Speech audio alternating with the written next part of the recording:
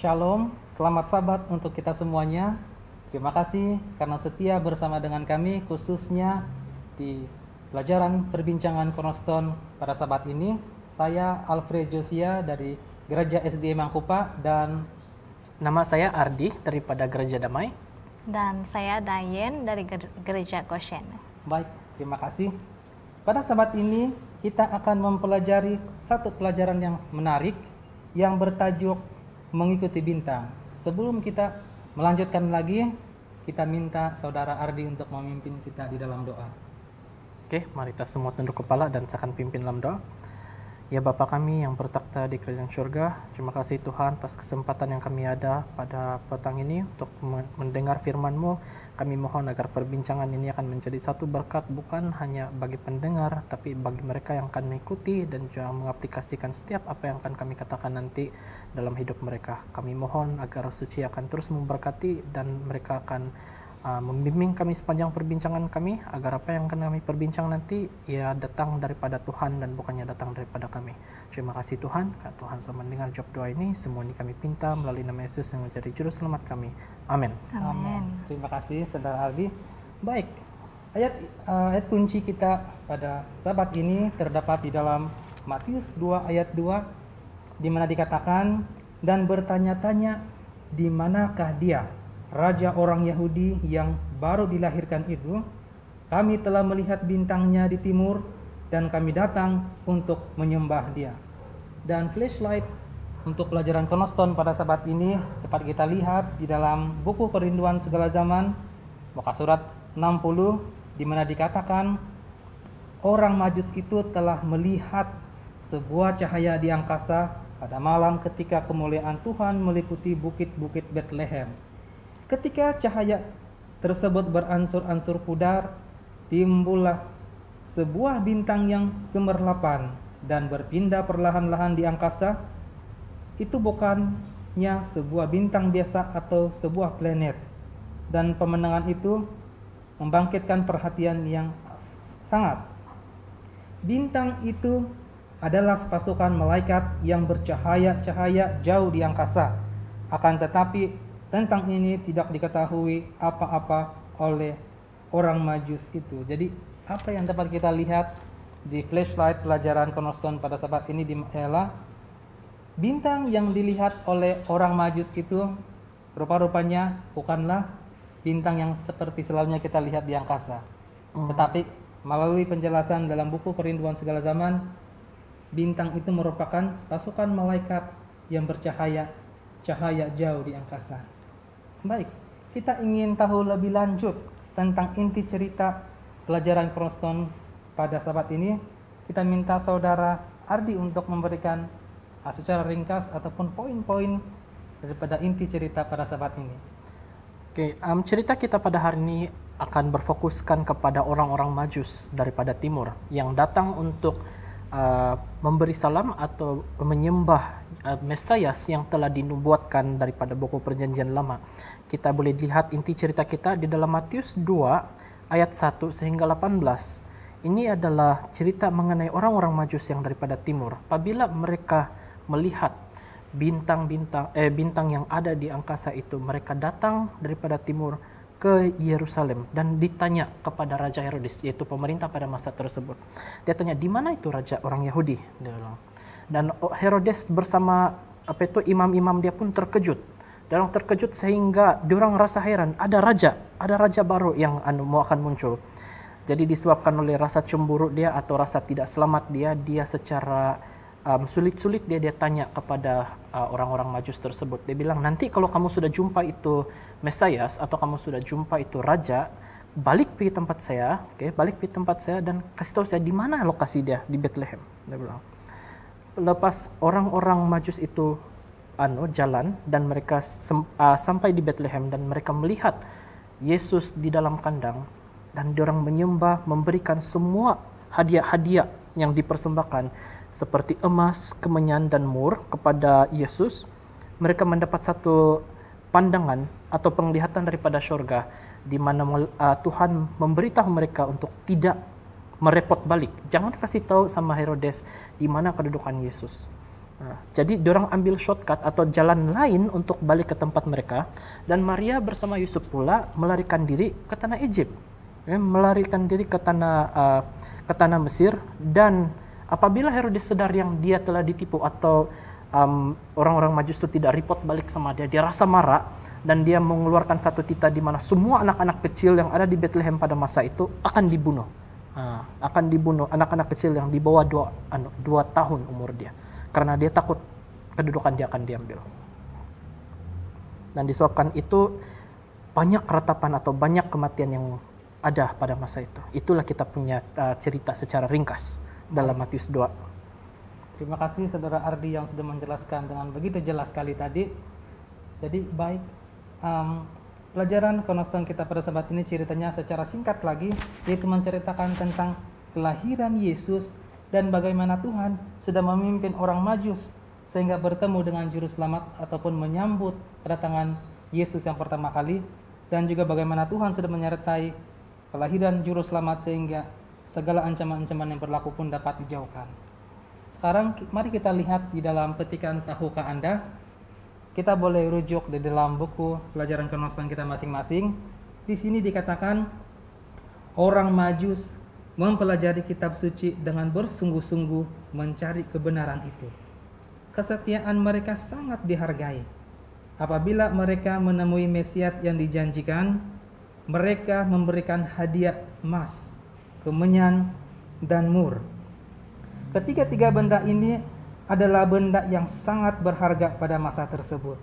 Semua hadiah itu adalah dikhaskan untuk para raja sahaja, dan ia juga memegang nilai simbolik, yaitu emas. Sentiasa membawa nilai yang sangat tinggi sepanjang sejarah dan juga sebagai hadiah kepada raja. Kemenyan sering digunakan sebagai hadiah yang sangat sesuai untuk para imam.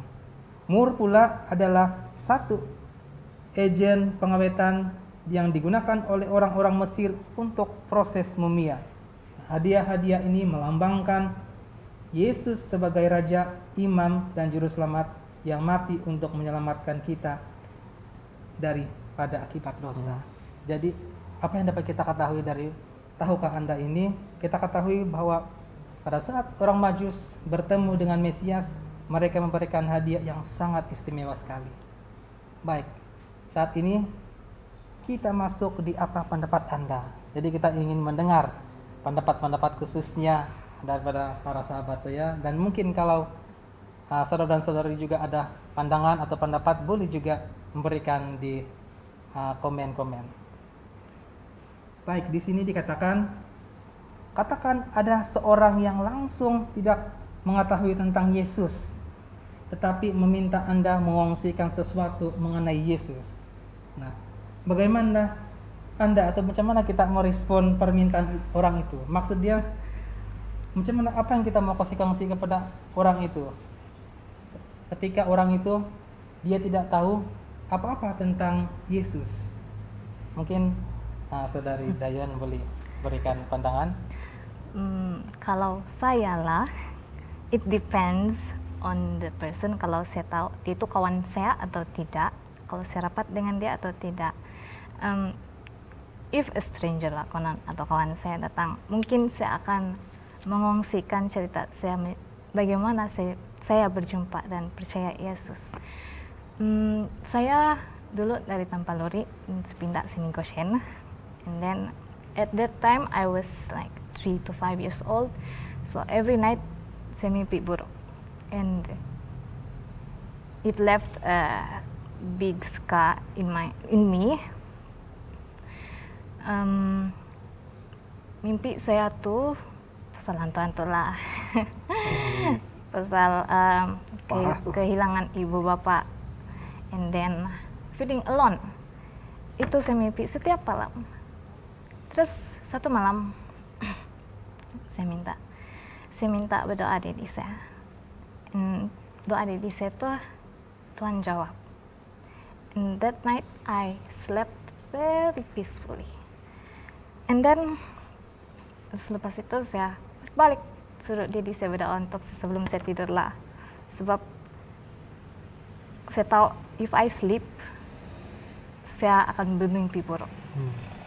And pagi, I will remember it over and over again. And then it comes to a point where my dad, he asked me to learn to pray myself. So I hesitated to ask my dad to pray for me. Saya pula malu lah mau tanya Dedi saya. Minta doa sama Dedi. Mungkin Dedi, saya pikir saya ini tua sudah kali ini, saya bilang dalam hati. And then that night, ibu bapak saya sudah tidur, saya masih bangun. Saya ingat gelap milik saya.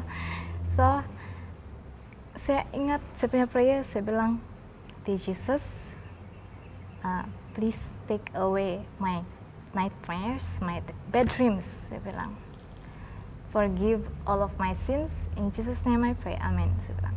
And that night, I slept very peacefully.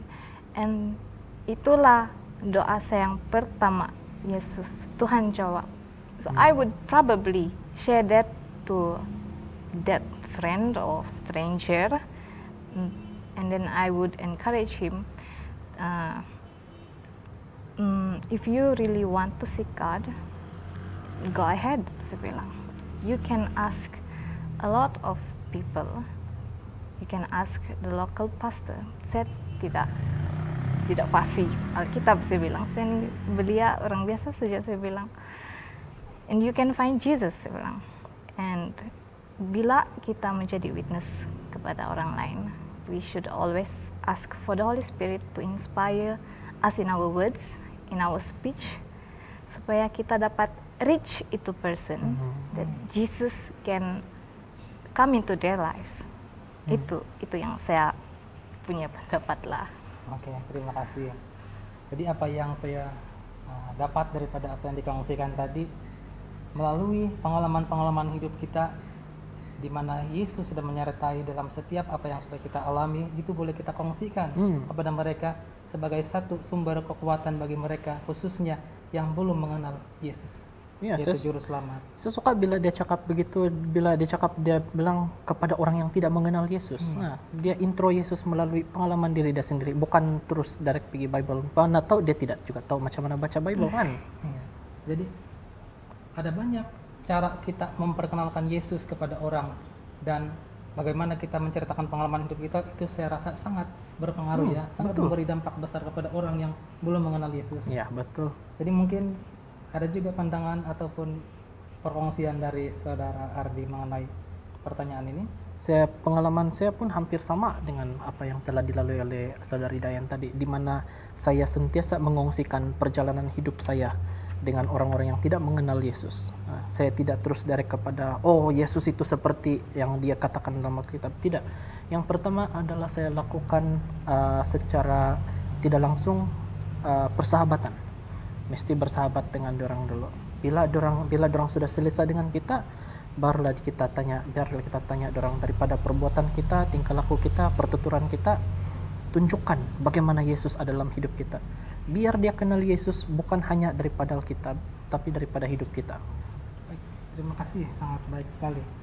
Jadi kadang kala Tuhan izinkan sesuatu terjadi dalam kehidupan kita, sehingga itu dapat kita kongsikan kepada orang yang belum mengenal Tuhan. Betul. Jadi bila mana kita mengalami apapun masalah dalam kehidupan, janganlah kita mengeluh, tapi kita tetap bersandar kepada Tuhan, oleh karena ada maksud ataupun ada hikmah di sebaliknya. Amin. Karena di suatu saat nanti kita boleh kongsikan itu kepada ramai orang, sehingga orang ramai juga dapat memiliki Yesus dalam kehidupannya. Amin. Amin. Saya sangat tertarik dengan satu pertanyaan yang ada di kupasan luar cerita. Di sini dia katakan, setelah diberikan amaran oleh Tuhan melalui mimpi, orang-orang Majus mereka terus pulang ke rumah selepas mereka menemui Yesus. Jadi selepas orang sudah menemui Yesus, orang terus pulang, sebab Tuhan sudah bagi amaran. Nah, apakah campur tangan Tuhan melalui amaran yang diberikan kepada orang Majus ini memberitahu kepada kita semua, khususnya pada masa kini, penjagaan dan bimbingan Tuhan itu selalu ada kepada kehidupan kita? Apakah semangat ataupun dorongan yang dapat kita perolehi dari cerita ini bagaimana Tuhan atau bagaimana Bapa di sorga begitu peduli akan setiap anak-anaknya. Mungkin Saudari Dayan boleh berikan pandangan. Pandangan saya dari cerita ini, kita tidak selalu akan hidup senang, and then we will face someday trials and temptation, and in upcoming days ahead in our future we will face persecutions just because of our beliefs, but through this story kita dapat tahu yang Tuhan akan selalu membimbing dan menjaga kita dari bahaya. Betul. Jadi Tuhan itu sangat peduli kepada kita ya. Bahkan pada saat-saat krisis yang kita hadapi saat ini, yaitu penyakit, Tuhan tidak pernah meninggalkan kita. Tuhan selalu ada bersama-sama dengan kita. Amin. Amin. Karena kita dapat lihat juga dalam cerita ini di mana pada saat kelahiran Juru Selamat ada juga ancaman-ancaman yang berlaku. Tetapi betul. Tuhan dengan begitu luar biasa dapat menyertai dan melindungi segala daripada bahaya. Begitu juga pada zaman ini, marilah kita terus percaya pada janji-janji Tuhan dan terus bergantung ketika kita mengalami krisis-krisis khususnya yang kita hadapi pada masa kini. Betul. Baik, kita kembali kepada cerita tadi. Kalau kita lihat di dalam Matius 2 ayat 11, di sana pada saat orang Majus itu mereka jumpa Mesias atau jumpa Juru Selamat, mereka terus sujud dan mempersembahkan persembahan kepada Juru Selamat, yaitu emas, kemenyan, dan mur. Nah, di dalam petikan, tahukah Anda, kita tahu bahwa ketiga-tiga benda ini sangat berharga dan dikesan untuk raja sejak kalah. Nah, pada masa kini kita sebagai orang muda ataupun orang muda siapa sahaja, apa yang dapat kita berikan atau apa yang dapat kita lakukan untuk merespon kasih Tuhan yang begitu besar kepada kita? Kalau kita lihat tadi, orang Majus itu bukan saja dia sujud menyembah, tetapi dia juga mempersembahkan persembahan yang sangat istimewa kepada Yesus. Nah, kira-kira kalau zaman sekarang apa yang boleh kita berikan untuk Tuhan? Pada zaman sekarang kita hidup di dalam satu masyarakat yang sangat banyak lapisan dia. Kita ada orang yang miskin, kita ada orang sederhana, dan ada juga orang yang sangat berkemampuan di luar sana.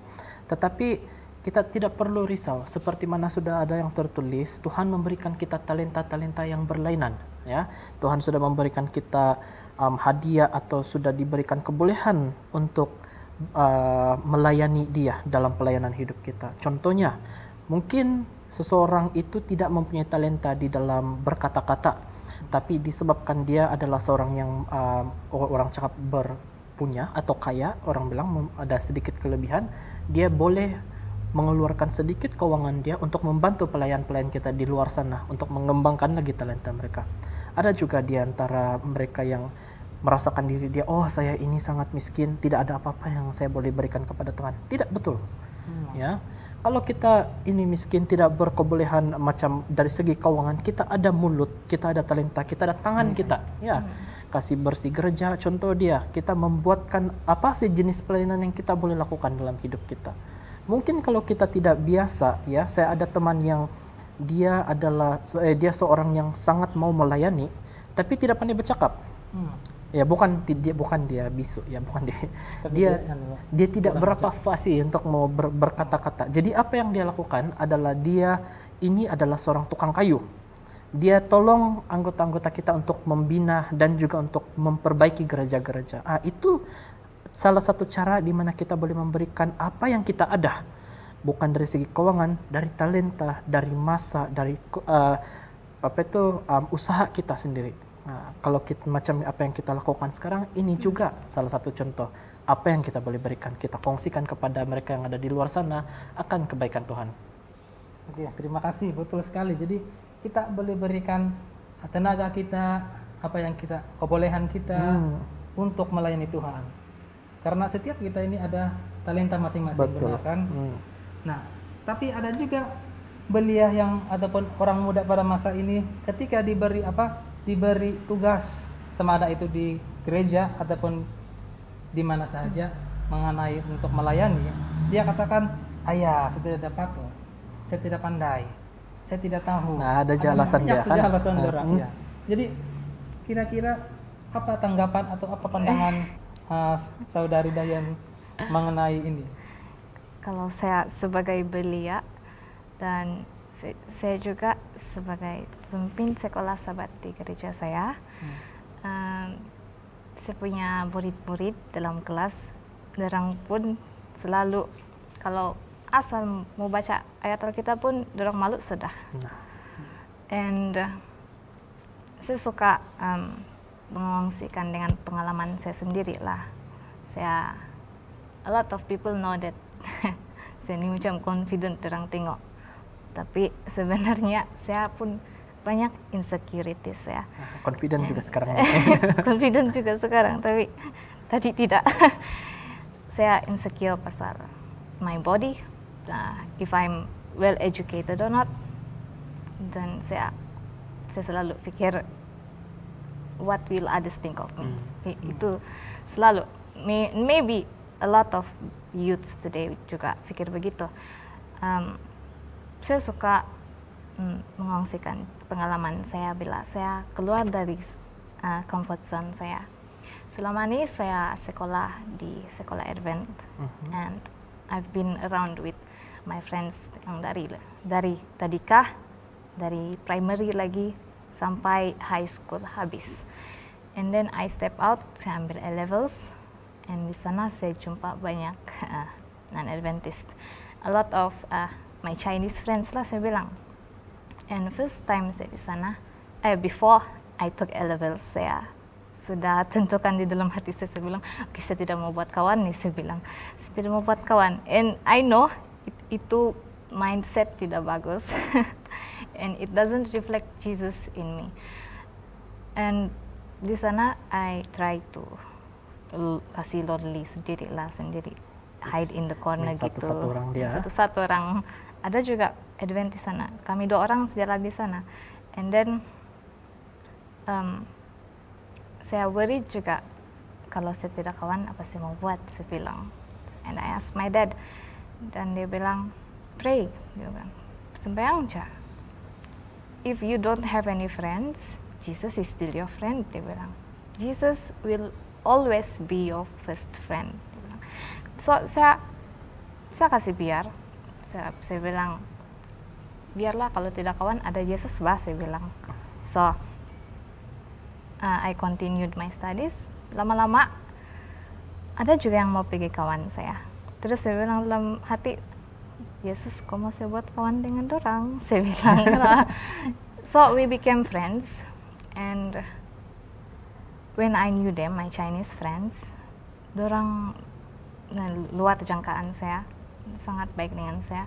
And they showed a character that is better than me, better than any Adventist I've ever seen in my whole life, because I was living in my comfort zone. Yeah, I've never met someone, those people, and they helped me learn to be a better Adventist.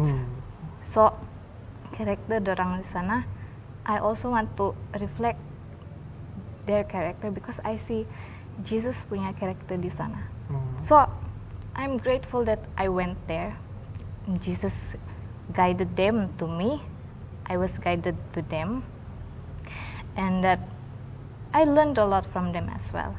So, kepada belia-belia di sana yang di luar, kalau kamu insecure, if you're insecure about your body atau tidak kawan kayak gitu, just ask God. God will never judge you. God will always be your friend. He will be there for you. Amin. Amin. Baik, terima kasih. Pandangan yang begitu baik sekali. Iya. Dimana pada saat kita merasa macam kita tidak mampu, macam kita tidak dapat, janganlah kita terus kepada pikiran itu. Pikirlah seperti yang dikatakan saudari Dayan tadi, selalu ada Yesus. Amin. Dia selalu bagi kita kekuatan pada waktu kita merasakan kita ini seperti tidak mampu dan tidak boleh. Sebenarnya kita boleh. Kita hanya perlu minta kepada Tuhan. Yesus selalu menyertai kita. Matius 7 ayat 7 juga katakan, mintalah maka akan diberikan kepadamu. Jadi apa saja yang kita minta sesuai kehendak Tuhan, khususnya untuk melayani Tuhan akan berikan. Amin. Jadi di luar sana kalau masih merasa macam tidak mampu, tidak ada talenta, janganlah terus kita mencam down ataupun terus merasa tidak mampu. Oleh karena Tuhan selalu menyertai kita. Siapa tahu talenta dia lain kan? Siapa tahu talenta dia lain. Iya, lebih banyak ketika diasah. Betul. Oke. Ada satu juga yang dapat kita lihat di dalam pelajaran kali ini, di mana kalau kita lihat pula di sebelah pihak, yaitu mereka yang kelihatan lebih arif, yaitu mereka yang belajar tentang hukum dan teologi, yaitu dikenali sebagai orang-orang Farisi atau ahli-ahli Taurat. Nah, pertanyaannya, kenapa atau mengapa mereka ini tidak tahu tentang kelahiran Yesus sama seperti orang Majus yang mengetahui kelahiran Yesus dengan begitu detail, sehingga mereka dapat sampai di mana tempat Yesus lahir. Ya mungkin kita boleh lihat dia daripada sudut seperti ini, di mana orang Majus dan juga orang Farisi ini datang daripada golongan yang sangat berpendidikan. Ya seperti yang kita sudah lihat tadi, apabila orang Majus ini datang daripada timur, ingin ke Bethlehem, mereka singgah ke Yerusalem, sampai Raja Herodes sendiri yang menyambut dia. Jadi kita boleh lihat yang dorang ini kan bukan alang-alang, bukan macam yang orang biasa. Diorang ini sangat berpendidikan, sangat kaya, sehingga raja sendiri pun perasan yang dorang datang. Itu satu. Okay. Orang-orang Farisi ini pula adalah imam-imam ataupun guru-guru agama yang sangat macam pagi, petang, siang, malam kerja dorang membaca saja. Kalau tidak, dorang ini adalah orang yang akan menentukan kalau seseorang itu perlu dihukum, mengikut hukum Taurat ataupun apa-apa yang lain. Tapi bila kita lihat kembali, orang-orang Majus ini adalah orang yang mempelajari firman Tuhan ataupun kitab-kitab pada masa tersebut, dan dorang cuba untuk mengetahui apa yang ada di sebalik itu. Ya seperti apa yang dinubuatkan di dalam Mikha 5, Mikha 5 ayat 1. Tetapi engkau, hai Bethlehem Efrata, hai yang terkecil di antara kaum-kaum Yehuda, daripadamu akan bangkit bagiku seorang yang akan memerintah Israel, yang permulaannya sudah sejak purbakala, sejak dahulu kala. Ini adalah nubuatan yang telah ditunjukkan kepada mereka, dan mereka terbaca. Kedua-dua golongan ini membaca ayat ini, dan dorang berusaha untuk mencari di manakah nubuatan ini akan digenapi. Beza dia adalah orang-orang Farisi ini adalah golongan orang yang lebih cenderung kepada politik-politik negara. Mereka ini orang-orang kaya yang juga orang bilang tinggi pangkat dia, bukan hanya daripada segi rohani tapi daripada segi keuangan. Apabila orang Majus membaca ini, mereka cuba untuk mencari, menyelidiki siapakah Mesias yang akan datang dan di manakah dan bagaimanakah dia datang. Orang Farisi apabila dorang melihat, oh ini confirm mesti daripada keturunan diraja, mesti anak raja ini, sebab dia dilahirkan dan dia akan menjadi raja nanti. Jadi dorang harap yang apabila Mesias itu dilahirkan, dia bukan daripada orang biasa. Ya, dia mengharap yang dia datang daripada keturunan diraja. Sebab itu akan memberikan mereka orang bilang solid ground ataupun satu tempat untuk mau berdiri. Oh, kalau Mesias lahir daripada sini, confirm kami punya kedudukan tidak akan diganggu. Jadi apabila dorang dengar daripada orang biasa, dorang terkejut. Ada Mesias. Itulah kenapa dia berani berkomplot dengan raja untuk mungkin inilah Mesias itu. Dorang sendiri pun tidak pasti, kita tidak tahu.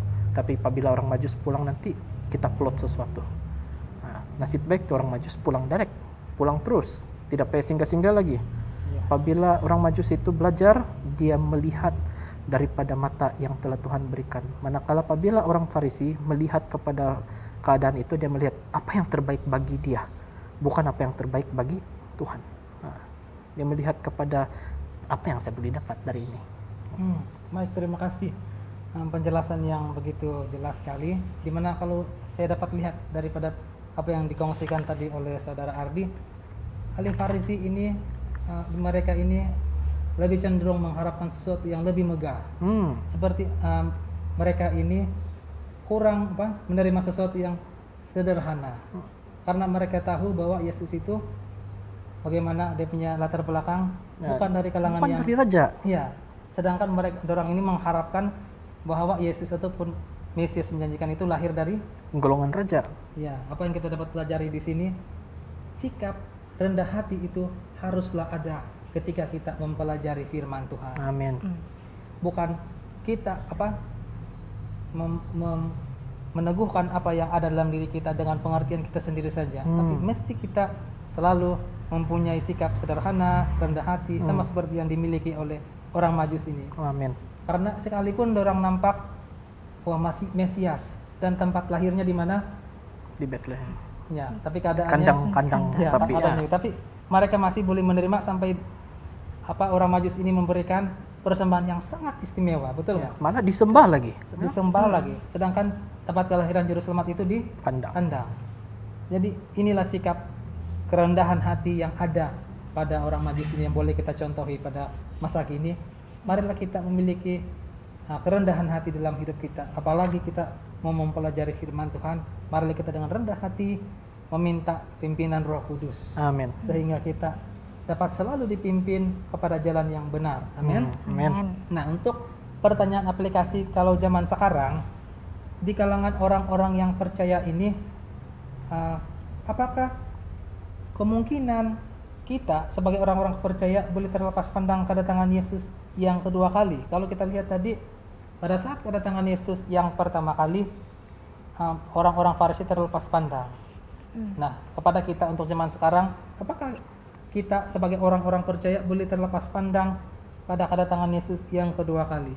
Kalau itu terjadi, bagaimana situasi itu boleh berlaku? Mungkin Saudari Dayan boleh berikan sedikit masukan. Apabila Yesus datang yang kedua kali, semua mata akan pandang dia, kan? Dia turun dari awan. Tetapi terlepas dari pandangan ini, pada pendapat saya, mereka tidak bersedia secara rohani. Terlepas pandang secara rohani lah. Ini berlaku karena orang-orang yang terlepas pandang ini tidak mencari Tuhan, dan mereka sangat tertarik dengan dunia sekarang. Betul. Itu pada pendapat Jadi saya. fokus kepada apa yang di dunia. Dan saya rasa itu juga kita boleh lihat bintang yang telah Tuhan berikan. Nih, firman Tuhan, bintang yang telah Tuhan berikan. Kita sudah nampak itu bintang, kita sudah nampak itu bintang dan tanda-tanda dia. Kayak bagaimana untuk mengikuti itu bintang. Kalau macam yang dikatakan tadi, kita terlepas pandang itu bintang sampai kita sesat. Apabila Tuhan datang yang kedua kali, kita terlepas pandang, mungkin bukan secara fisikal. Karena Alkitab sudah mengatakan yang semua mata akan memandang. Tapi terlepas pandang daripada segi rohani, sehingga apabila Tuhan datang buat kedua kali, Tuhan akan mengatakan, saya tidak mengenal kamu. Itu yang sedih. Jadi sebenarnya apa yang terlepas pandang di sini bukanlah secara fisikal. Bukan fisikal. Tetapi terlepas pandang daripada persediaan atau persiapan rohani kita betul. menyambut kedatangan Yesus yang kedua kali. Dan itu berlaku kalau kita selalu fokus apa yang ada di dunia ini.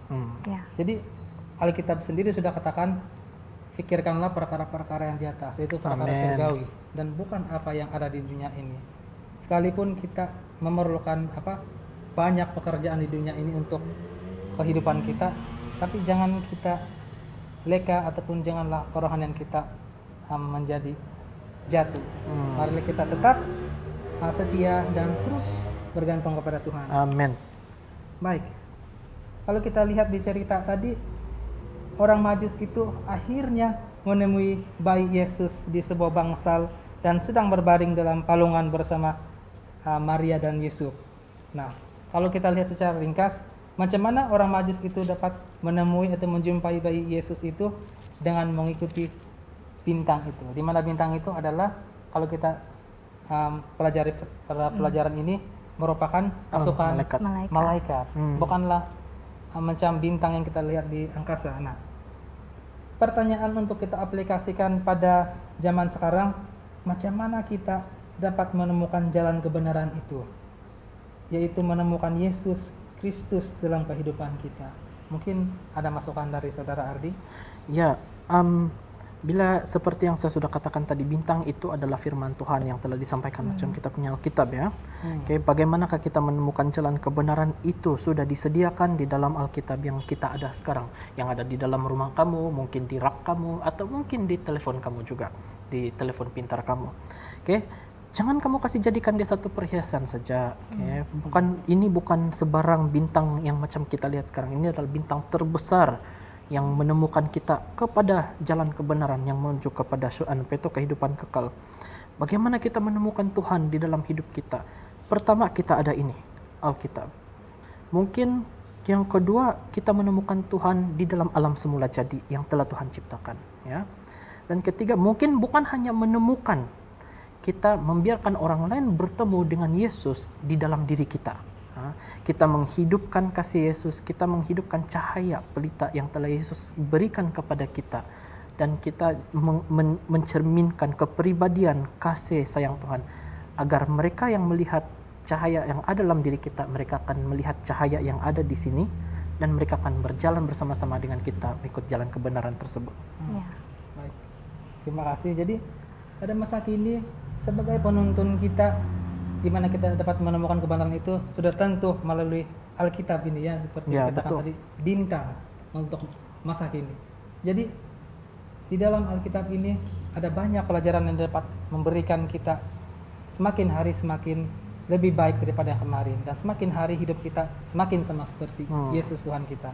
Nah, saya sangat tertarik dengan apa yang dikatakan Ardi tadi, di mana kita harus menghidupkan apa yang sudah kita Pelajari. itu, sehingga orang yang belum mengenal Yesus dapat mengenal Yesus dari kehidupan kita. Betul. Seperti satu statement dikatakan, khotbah yang terbaik bukanlah khotbah yang diucapkan dari mulut sekadar semata-mata, Betul. tetapi khotbah yang kita hidupkan, yang kita praktekkan setiap hari dalam kehidupan kita. Amin. Jadi marilah kita selalu ingat statement itu, di mana khotbah yang terbaik adalah khotbah kehidupan kita sehari-hari, di mana orang lain dapat melihat Yesus dalam kehidupan kita, sehingga oh, orang ini seperti ini, saya mau mengikuti dia, apa yang membuat dia baik ya, begitu mungkin dia pikir. Terus di sana kita dapat mengongsikan Yesus, jadi dapat secara langsung memperkenalkan Yesus kepada mereka. Amin. Ya. Jadi sangat baik bila mana kita terus hari demi hari mengubah sikap kita sama seperti Yesus, sehingga orang lain pun dapat melihat Yesus dalam kehidupan sehari-hari kita. Amin. Amin. Nah, saudara dan saudari yang saya kasihi di dalam Yesus Kristus, apakah saya ataupun apakah Anda sudah memiliki Yesus dalam kehidupan masing-masing? Ataupun mungkin ada juga yang masih bergumul untuk bertemu Yesus ataupun untuk memiliki khususnya juru selamat, yaitu Yesus Kristus. Mungkin ada kata-kata motivasi dari para sahabat saya bagi mereka yang sedang bergumul dalam mencari kebenaran, khususnya mengenali lebih dalam tentang juru selamat, yaitu Yesus Kristus. Mungkin ada kata-kata motivasi mungkin dari saudari Dayan. Saya ambil kata-kata motivasi dari Dedi saya. Dia bilang, always pray, be humble, seek the truth, and always seek Jesus. Amin. And Tuhan itu selalu akan available di dalam hidup kita, dan Dia akan tentu bimbing kita kalau kita benarkan Dia bimbing kita. Oke, terima kasih. Bagaimana pula dengan saudara Ardi? Ada kata-kata motivasi untuk mereka? Kata-kata motivasi yang saya ingin kongsikan kepada Anda semua adalah, jikalau kamu bergumul untuk bertemu dengan Yesus, kemungkinan besar adalah disebabkan kita tidak mempunyai niat ataupun kita tidak mempunyai keinginan untuk bertemu dengan Yesus. Seperti mana yang saya rasakan dulu, di mana saya sentiasa mau ada Yesus dalam hidup saya, cakap saja mau, ya, tapi keinginan dia tuh, kerelaan dia kadang-kadang susah. Kayak Dayan sudah cakap tadi, Tuhan sentiasa available, tapi adakah saya membuatkan diri saya available untuk Tuhan? Itu maksudnya merujuk kepada diri kita. Ya, merujuk kepada diri saya. Saya kena merelakan dulu diri saya untuk mau bersama-sama dengan Tuhan, melayani Tuhan, dan selepas itu secara saya tidak tahu macam mana, tapi tiba-tiba yang perjalanan yang saya ambil itu secara tidak langsung adalah perjalanan yang Tuhan mau saya ambil. Dan saya pun tidak sangka-sangka yang saya akan melayani Tuhan bersama-sama dengan kalian. Saya juga tidak sangka yang saya akan melayani Tuhan melalui rancangan ini ataupun dalam apa-apa aja yang saya telah lakukan sebelum ini. Yang saya ingat dulu adalah saya ingin menjadi seorang yang kaya, berusaha, bekerja ini di office atau di mana-mana menjual itu ini. Tapi lihat, dengan kerelaan Tuhan membawa saya di tempat ini bukan setakat untuk berbincang, tapi untuk berkongsi kepada Anda bagaimana Anda mengatasi dan bagaimana Anda boleh merelakan diri kamu untuk bekerja bagi Tuhan. Amin. Amin. Terima kasih. Jadi apa yang dapat kita pelajari daripada kata-kata motivasi tadi, Tuhan itu sentiasa ada untuk kita. Amin. Cuma melihat pada diri kita sendiri saja, apakah kita rela untuk selalu memberikan apa yang terbaik untuk Tuhan, untuk selalu mencari Tuhan dalam kehidupan kita, untuk selalu mengenal Yesus dalam kehidupan kita. Apakah kita setiap hari membawa Yesus dalam kehidupan kita? Apakah kita setiap kita mengambil keputusan, apakah kita sudah membawa Yesus? Dan apakah setiap yang sudah kita putuskan dalam kehidupan kita itu, apakah Tuhan juga beserta? Apakah kita mempunyai kerelaan untuk selalu bergantung kepada Tuhan? Amin. Itu yang harus ataupun kita perlu pikirkan kepada diri kita masing-masing. Saya percaya setiap kita pasti ingin semakin dekat kepada Tuhan, benar? Betul. Tapi itu merujuk kepada diri kita sendiri, apakah kita rela untuk memberikan yang terbaik untuk Tuhan di dalam kehidupan kita? Apakah kita sudah memberikan seperti yang saudari yang kita katakan tadi, selalu berdoa?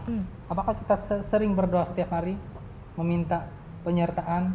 Dan begitu juga dengan yang sudah kita pelajari tadi, dengan firman Tuhan, apakah kita selalu sudah membaca itu itu adalah daripada keputusan dari kita sendiri. Marilah kita selalu untuk mengambil masa atau peluang untuk memberikan waktu untuk Tuhan. Saya percaya banyak pelajaran-pelajaran yang kita peroleh di sepanjang pelajaran Kenoson Sabat ini, betul? Betul.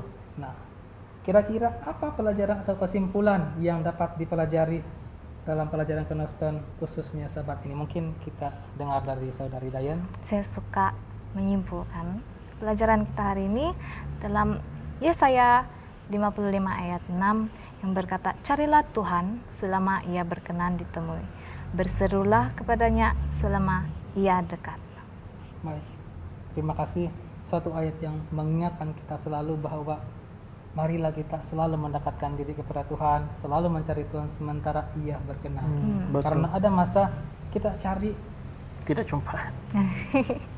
Karena ada penghujungnya. Betul. Tidak selalu kita memiliki kesempatan itu. Salah satu penghujungnya adalah kita punya tubuh badan. Kita tidak tahu sampai bila kita hidup. Maksudnya silap-silap besok expire sudah. Tidak tahu bila sampai mana. Kalau kita tengok itu daun sekalipun, selalu yang jatuh itu yang sudah kuning atau coklat. Tapi yang hijau pun kadang-kadang boleh jatuh. Betul. Jadi tidak melihat kepada usia kita. Jadi itulah yang salah satunya mungkin tidak lagi berkenan itu, kita sudah tidak lagi memiliki seperti kehidupan sekarang. Kita sudah itu sampai ending dia. Jadi dan juga janganlah sampai pada tangan Yesus yang kedua kali dulu baru kita mau mendekatkan diri. Jadi itu dimulai daripada saat ini juga. Mungkin kata kira-kira pelajaran kalau dari saudara Ardi? Ya, kesimpulan yang saya boleh lihat daripada semua ini adalah yang apabila kita bertemu dengan firman Tuhan, apabila kita melihat bintang itu, ya, atau yang sudah kita bincangkan tadi, seperti dalam Matius 13, perumpamaan tentang harta terpendam dan mutiara yang berharga. Apabila orang ini melihat dan menjumpai firman Tuhan itu, dia melepaskan semua apa yang dia ada. Dia melepaskan semua kawalan diri dia melepaskan semua apa yang dia ada untuk memiliki apa yang dia jumpai. Begitu juga dengan bintang yang telah kita bincangkan tadi, itu firman Tuhan, kayak Alkitab kita, Tuhan ataupun Yesus dalam hidup kita. Lepaskanlah semua apa yang merantai kamu daripada mendapat harta yang terbesar, itu kehidupan kekal bersama-sama dengan Yesus. itulah yang saya boleh lihat daripada seluruh cerita ini, seperti mana orang Majus itu. Nah, dia daripada timur, dia jalan sampai Bethlehem. Biarpun dia melihat, dia masih lagi memberikan apa yang dia ada. Baik, terima kasih atas perkongsian kesimpulan dari pelajaran ini. Jadi apa yang saya dapatkan tadi, marilah kita selalu memberikan yang terbaik untuk Tuhan. Dimana dikatakan tadi mempunyai kerelaan. Dimana setelah kita menerima Yesus sebagai Juru Selamat, jangan lagi kita hidup suam-suam kuku. Tetapi marilah kita meninggalkan apa yang sudah di belakang kita, segala kehidupan lama kita. Kita harus relakan segala sesuatu yang tidak berkenan kepada Tuhan. Marilah kita untuk tidak separuh-separuh, tetapi 100% untuk Tuhan. Amin. Amin. Baik. Kalau kita lihat tajuk pelajaran Kenosan pada Sabat ini yaitu mengikuti bintang, di mana orang Majus itu dapat menyambut kedatangan Yesus yang pertama kali, yaitu melalui mengikuti bintang, yaitu malaikat sendiri. Tuhan sudah mengutus malaikat untuk apa? Sehingga orang Majus itu dapat menyambut kedatangan Yesus yang pertama. Begitu juga dengan kedatangan Yesus yang kedua kali untuk kita pada masa kini. Bagaimana kita dapat menyambut kedatangan Yesus yang kedua kali tanpa terlepas pandang? Marilah kita selalu mengikuti telunjuk Alkitab. Amin. Selalu menyimpan firman Tuhan dalam hati kita setiap hari, dan selalu membawa Yesus dalam apapun kita lakukan setiap hari, apapun keputusan kita. Dan paling penting, seperti juga yang sudah disampaikan dalam pandangan-pandangan tadi, janganlah kita fokus apa yang ada di dunia ini, sehingga kita terlepas pandang kedatangan Yesus yang kedua kali. Sangat betul. Iya, jadi itu bukanlah terlepas pandang secara fisikal, tetapi boleh saja terlepas pandang melalui kerohanian. Itu yang mau kita elakkan. Jadi itulah pelajaran-pelajaran yang sangat baik yang dapat kita pelajari pada saat ini. Marilah kita selalu mengikuti telunjuk Alkitab dan selalu mengikuti pimpinan Roh Kudus dalam kehidupan kita menanti kedatangan Yesus yang kedua kali. Amin. Sebagai doa tutup, kita minta Saudari Dayan untuk berdoa. Let's pray. Dear Lord, thank you for the wonderful truth that you have unfolded before our eyes. And we ask, Lord, that we may share your love to others that doesn't know you, that we may reach them, that we may leave our past and accept Jesus in our life, to fully accept him, and that each and every one of us may be ready for your second coming. Thank you, Lord, once again for this wonderful discussion, this lesson that you have given to us. In Jesus' name we pray. Amen. Amin. Baik, sekali lagi terima kasih karena sudah setia bersama kami di pelajaran Kenosan pada sabat ini. Biarlah sabat ini kita dapat menerima berkat-berkat yang luar biasa dari Tuhan. Kiranya Tuhan memberkati kita semua.